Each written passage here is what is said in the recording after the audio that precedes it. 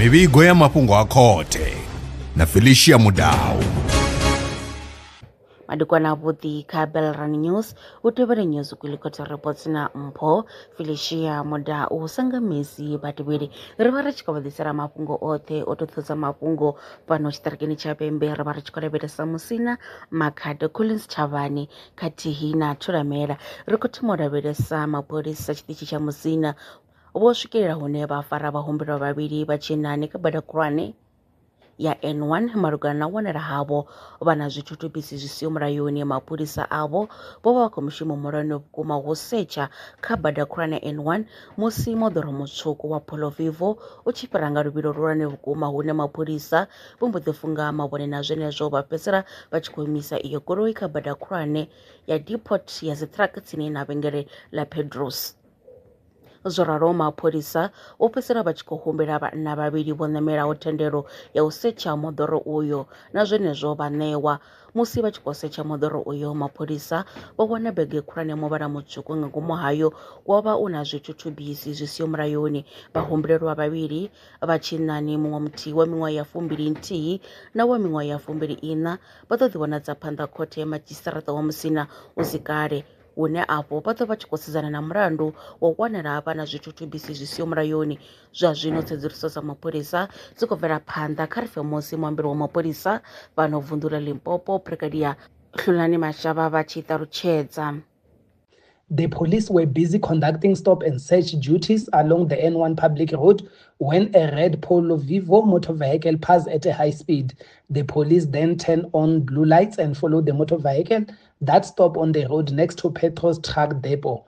The police asked the two male occupants permission to search the motor vehicle and it was granted. During the search, the police found a large black bag inside the boot and discovered that it contained explosive comprising 119 blasting cartridges and 24 detonating cord fuses. The duo was asked about the origin of the explosive but could not give satisfactory explanation.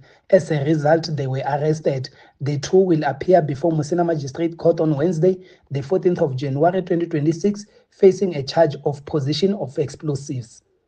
Ri bvela phanḓa ngo lavhelesa khothe ya madzhisiṱiraṱa wa Dzanani yo hanedzana na khumbelo ya bili ya muhumbulelwa Ambani Mukwevho. Vhahumbulelwa avho vhavhili ndi vhane vha khou ṱumanywa na bulayo ḽa tshiṱuhu ḽa u fhisiwa ha muthu wa tshifumakadzini ṅwaha wo fhelaho kha ḽa Nzhelele Biaba hune vhahumbulelwa avho vhavhili muṅwe wavho u kha ḓivha nga fhasi ya ndango ya vhabebi ngeno muthihi Ambani Mukwevho o ḓivhonadza khothe nga ḽavhuraru ḽa vhege yo fhiraho malugana na u ita khumbelo ya bili hune bili iyo o haneliwa na zwenezwo. Ri tshi lavhelesa uyo mulandu wo pfukiselwa phanḓa u ya kha ḽa ṱahe Ṱhafamuhwe 2026 hune muhumbulelwa u ḓo vha tshi khou thoma na u ita tsengo yawe. Muraḓo wa muṱa malume wa mupondiwa vho Joseph Popi vho bvisela khagala zwi tevhelaho. Ri khou vha ḓivhadza uri namusi khothe yo dzhena mulandu wa bili wo haniwa. Ri khou vhuyelela kha nga dzi 9 dza September dzi 9 dza March uri hu thome u sengiwa mulandu. Ndo livhuwa.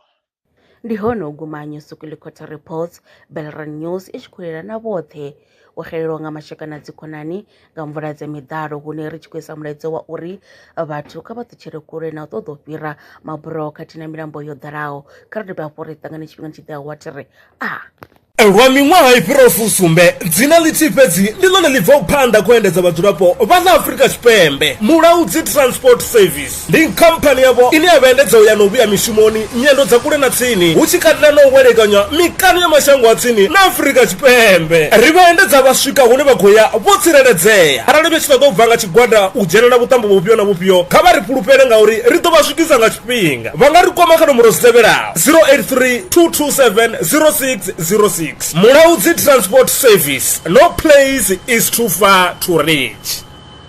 zwino ri tshi khou amba vhanga vha sa ḓivhi uri masheleni a u tandulula thaidzo ine vha vha nayo vha ṱo a wana gai vha songo tsha ṱwa vha tshi renga nga ṱhoho lini Valrand Brands i hanefha tsini na vhone ri ḓo vha thusa ubva kha 500 u swika kha 4000 randa riṋe ri khou ṱoḓa tshiḽipi tsha muholo khophi ya basa 3 months bank statement na proof of residence u bva afho tshelede i khou ṋamba ya dzheniswa nga murahu ha zwiminetse nyana kha vha rumele whatsapp zwino 072 019 5843 Valrand Brands ndi vha hadzimiswa masheleni vho ḓi ṅwaliselaho.